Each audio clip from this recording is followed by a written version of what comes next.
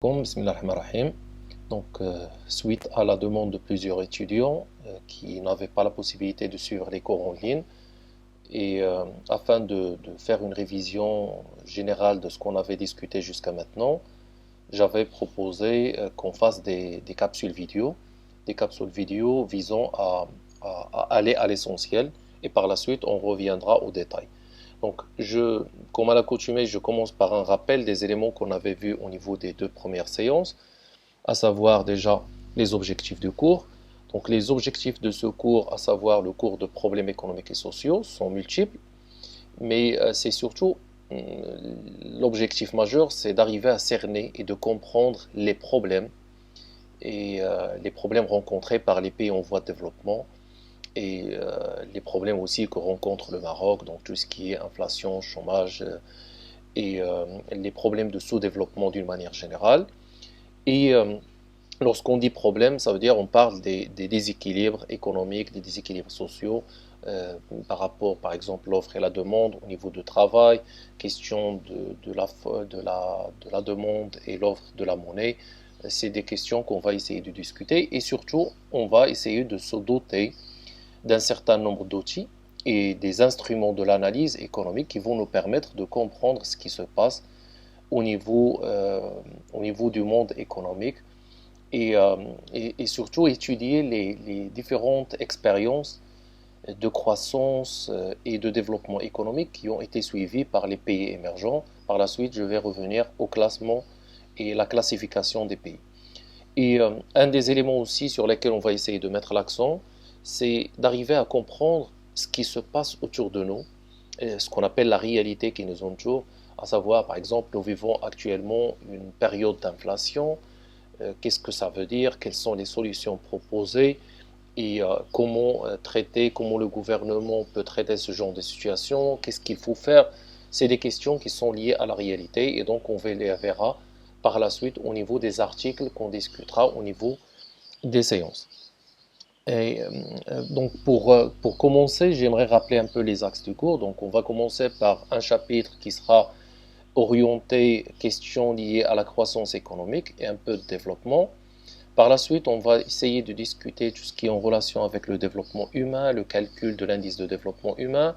Par la suite, on reviendra à des problèmes qu'on connaît, on va dire, c'est une période de crise et lorsqu'on est dans une période de crise, il y a plus de chômage, il y a plus d'inflation, c'est des choses qu'on va essayer de revoir.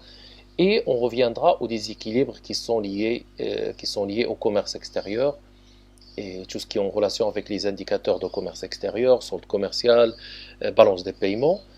Et par la suite, nous retiendrons les politiques économiques qui peuvent être proposées par les États. On ne peut pas parler seulement des problèmes, mais on doit parler des solutions. Et parmi les solutions, il y a les politiques économiques qu'on verra au niveau de ce cours comme étant une conclusion et comme étant une perspective de recherche qui sera proposée au niveau du dernier chapitre. Donc la méthodologie de traitement, c'est une méthodologie très simple. Nous rappelons le concept, les types de définition, la typologie. Par exemple, si on traite le chômage, on va traiter déjà le concept, les définitions, les types de chômage. Par la suite, on reviendra aux explications théoriques et avant de voir s'il y a des indices, s'il y a des mesures de l'évaluation, s'il y a des indicateurs.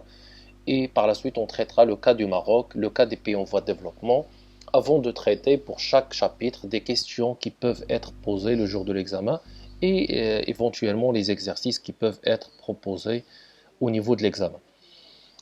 Comme étant, bon, l'introduction générale, on l'a déjà vu, donc il y a un certain nombre de classements de pays qu'on retiendra par la suite, mais chaque État fait face à plusieurs problèmes économiques et sociaux.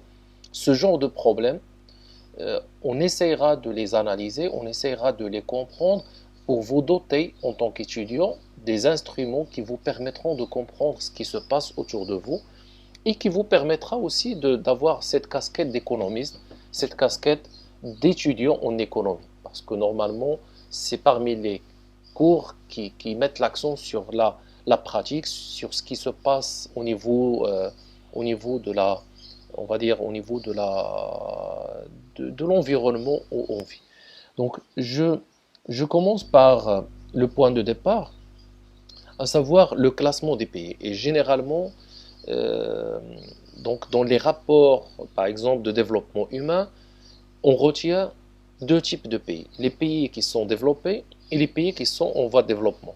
Par la suite, on verra. Et on voit déjà qu'il y a on va dire une distinction majeure, c'est que la plupart des pays en voie de développement se trouvent au sud et les pays développés se trouvent au nord. Et c'est la raison pour laquelle on utilise par exemple le terme pays du sud pour désigner les pays en voie de développement, les pays en développement. Et lorsqu'on utilise le terme nord, c'est pour désigner les pays développés. On reviendra aux différents, on va dire, désignations utilisées. Mais avant, on reviendra à tout ce qui est en relation avec les pays en voie de développement. Donc, lorsqu'on utilise le terme en voie de développement, bon, je ne vais pas rentrer dans les détails parce que ça a été discuté déjà au niveau des séances, mais on peut utiliser plusieurs termes. Donc, on peut utiliser le terme sous-développement, on utilise le terme tiers-monde, on l'a déjà vu, donc on utilise les pays du Sud, on utilise les pays en développement et pays en voie de développement, c'est les termes les plus utilisés, mais on peut utiliser aussi le terme périphérie. Et là, je vous propose un article qui est très complet et qui discute un peu l'évolution des concepts. Il discute aussi le classement des pays et donne un aperçu sur le type de pays. Donc pour ceux qui veulent rentrer dans les détails et qui veulent avoir une maîtrise de ces concepts, je vous invite à cliquer sur le lien par la suite ou le télécharger au niveau, vous allez le trouver au niveau de la présentation déjà partagée au niveau de l'espace numérique de travail. Donc il y a aussi, j'ai ajouté ce slide juste pour revenir à des éléments qu'on avait discutés, pour avoir donc une classification des pays qui va nous faciliter la tâche. Parce que comme je l'avais expliqué au niveau des séances précédentes, lorsqu'on discute le chômage, on essaye de le discuter dans le cadre des pays en voie de développement, parce que c'est des pays qui se ressemblent. Le chômage en Allemagne n'a rien à voir avec le chômage dans un pays sous-développé ou un PMA. Pourquoi? Parce qu'il y a des primes de chômage, il y a un certain nombre, l'accès à plusieurs services gratuitement, alors que dans les pays en voie de développement, ce luxe n'existe pas. Et c'est la raison pour laquelle, lorsqu'on veut comparer, on se compare surtout avec des pays de la même catégorie. Les pays en voie de développement, donc comme ça a été dit, on peut utiliser les termes pays du sud, les suds. Il y a aussi les pays développés, les États-Unis, comme le Canada, comme la plupart des pays européens. Il est dominé par les principaux pays industrialisés, ou ce qu'on appelle aussi les pays impérialistes.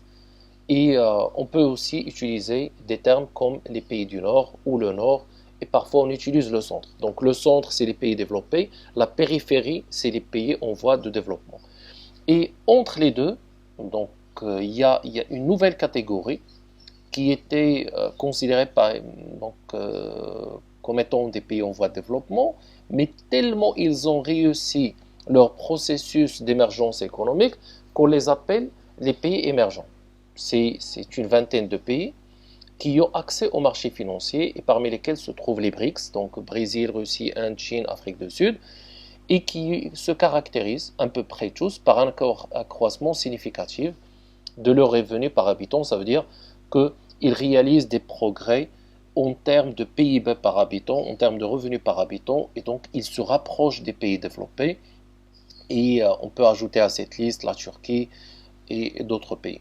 Et il y a les pays les moins avancés, bon, comme ça a été aussi discuté, c'est des États les plus pauvres, les plus vulnérables de la communauté internationale. La Banque mondiale, par exemple, utilise d'autres termes. Par exemple, ils mettent l'accent sur le revenu. Donc, ils utilisent les pays à haut revenu, les pays à revenu moyen, les pays à faible revenu pour faire la distinction entre les pays développés, les pays en voie de développement et les pays les moins avancés. Donc, ce sont plusieurs termes. Pourquoi on met l'accent sur ces termes? Parce que ça va nous permettre de les utiliser à chaque fois qu'on discute un des problèmes majeurs. Donc revenons à notre premier chapitre, à savoir la croissance et développement. Donc c'est les éléments qu'on verra par la suite. Donc c'est un chapitre qui essaie de répondre à plusieurs questions. Et la première question qu'on se pose, quelle est la différence entre croissance et développement? Quelle est la différence entre la croissance économique et le développement? Et quels sont les types de croissance? Donc, ce qu'on avait vu, donc croissance extensive, intensive. Quelles sont les limites de la croissance et quels sont les facteurs de la croissance? Comment un pays, comment le Maroc peut augmenter sa croissance économique? C'est les choses qu'on verra par la suite. Donc, euh, comme on va dire une ouverture, j'ai pris un peu les chiffres de 2022 avec les prévisions de croissance de PIB. Parce que lorsqu'on dit croissance économique, on va le voir par la suite, c'est une croissance de PIB, de produit intérieur brut. Comme on l'a vu, donc la croissance économique, c'est une augmentation de la valeur ajoutée, c'est une augmentation de la production. Et donc là, c'est les pays qui réalisent les plus fortes croissances en 2022. On voit que donc le premier constat, et on reviendra à ce tableau par la suite, c'est que la plupart des pays qui ont donc des taux de croissance très élevés sont des pays en voie de développement. Donc on voit l'Irak 9,3%, l'Égypte 6,6%, l'Arabie Saoudite 7,6%, le Guyana c'est 57,8%, Panama 7,2%. Donc on voit que les taux de croissance économique les plus élevés se trouvent surtout dans les pays en voie de développement. Et donc c'est un élément majeur sur lequel on va mettre l'accent. Mais comme point de départ, je peux dire que les pays développés, ils sont tellement développés que le taux de croissance économique n'est plus est proche de 2%. Une moyenne, c'est 2%.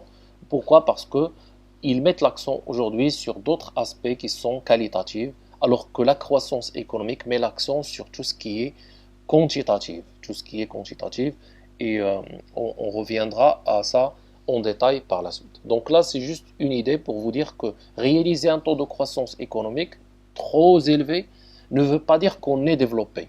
On peut être un pays en voie de développement tout en réalisant des taux de croissance économique bas, ou on peut être un pays sous-développé tout en réalisant des taux de croissance parmi les plus élevés au monde, ce qu'on appelle les rois de la croissance économique. Donc on revient un peu à la théorie et je commence par définir la croissance. Donc la croissance, il y a une définition qui est très utilisée et on va dire que c'est la croissance qui répond le plus à la question de départ. C'est la définition proposée par l'économiste François Perrault et qui considère la croissance économique comme une augmentation soutenue. Une augmentation soutenue, ça veut dire sur plusieurs années. On ne peut pas parler de la croissance alors qu'on l'a réalisée une seule année. Donc une augmentation soutenue pendant une ou plusieurs périodes longues. Donc on parle d'une augmentation sur une période. Pas une augmentation de la production de PIB sur une année ou 2 ans, mais sur plusieurs périodes d'un indicateur de dimension. Donc c'est une augmentation d'un indicateur qui sera utilisé pour une nation, c'est pour un État et pas pour une entreprise ou pour un individu, de produit global en termes réels. C'est-à-dire le produit de l'État a augmenté.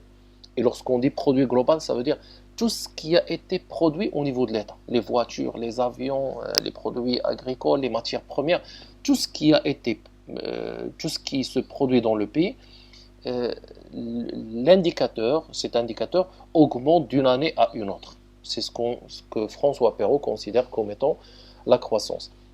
Donc d'une manière plus simple, la croissance économique, c'est l'accroissement, c'est l'augmentation sur une courte ou une longue période des quantités de biens et services produits dans un pays, mesurés année après année en général. Donc on commence par distinguer la croissance et la croissance économique. Généralement, lorsqu'on parle de la croissance économique, c'est le taux réalisé pendant une année, pendant une période. Donc comme par exemple l'exemple qu'on a vu ici, la croissance économique en Irak est de 9,3% pour une seule année. Alors que lorsqu'on discute la croissance, c'est sur une longue période. N'étant qu'une mesure quantitative, ça veut dire on met l'accent sur la quantité produite. On a produit 2 voitures, l'année d'après on a produit 3 voitures. Là on parle de la quantité. d'un agrégat économique, la croissance n'est qu'une des composantes du développement, qui est une notion plus abstraite et qualitative. Bon, on peut voir que le développement peut être aussi quantitatif, mais la première différence, c'est que la croissance économique, c'est une mesure quantitative. On a augmenté la production, donc c'est une croissance économique. Mais ça ne veut pas dire que c'est de développement. Le développement, c'est plus qualitatif, c'est par rapport aux conditions de travail, c'est par rapport à la réduction des inégalités. Un exemple simple, un pays qui réalise des taux de croissance économique très élevés, mais juste une petite partie de la population, les plus riches, qui profitent. Et les pauvres ne gagnent pas. Donc même s'il y a une augmentation de la production, par exemple au Maroc, il y a une augmentation de la production, on va dire dans les usines de Renault, de Peugeot, dans les grandes usines, mais les gens, par exemple, de Rachidia, de Zagora, de Nador, n'arrivent pas à profiter de la même manière de cette croissance économique. Donc là, c'est parmi, par exemple, les limites qu'on discutera par la suite. Donc, il peut donc y avoir croissance sans développement, dans ce cas, donc il y a une croissance, mais on ne voit pas cette croissance dans le terrain. Et inversement, il peut donc y avoir du développement sans croissance, c'est lorsque il y a des éléments qui sont non marchands, par exemple au niveau de l'éducation, au niveau de la santé, et on reviendra à ça par la suite. Donc dans la plupart des statistiques internationales, la croissance économique est évaluée par le produit intérieur brut, le PIB. Cette richesse, donc le PIB, ça veut dire tout ce qui a été produit, et donc là, c'est une valeur ajoutée qui a été créée. C'est la raison pour laquelle on l'appelle une richesse. Donc cette richesse est égale à la valeur de tous les biens et services produits à l'intérieur d'un pays. Et donc ce taux permet, donc on calcule le taux de croissance économique pour plusieurs raisons. Parmi les raisons, c'est pour faire des comparaisons internationales. Donc on compare le Maroc, le taux de croissance économique du Maroc, avec le taux de croissance en Tunisie. Ça nous permettra de faire des comparaisons. Aussi, ça nous permet de faire des prévisions. Par exemple, en 2019, nous avons réalisé un taux de 9, en 2027, en 2028, donc on est aux alentours de 7-8% en moyenne. L'année prochaine, on va réaliser 8. Donc là, c'est des prévisions. Je peux prévoir ce qui va se faire dans une année ou dans une période déterminée par rapport à l'évolution du cycle économique. Ça permet aussi de faire des comparaisons par rapport au bien-être économique entre les États. Ça veut dire, je peux comparer par exemple les pays du Golfe avec les pays émergents et voir en termes de bien-être économique, en termes d'argent, en termes de ressources, qui est le pays où il y a plus de bien-être et donc plus de conditions favorables pour les gens économiquement parlant. Donc là, c'est les éléments sur lesquels j'avais essayé de mettre l'accent au niveau de cette présentation. Il y aura donc d'autres vidéos donc, de la même taille pour faciliter le téléchargement, pour faciliter l'accès. Et donc chaque séance sera organisée d'une manière à vous donner les outils nécessaires pour le suivi des cours. Donc je vous remercie et à très très bientôt.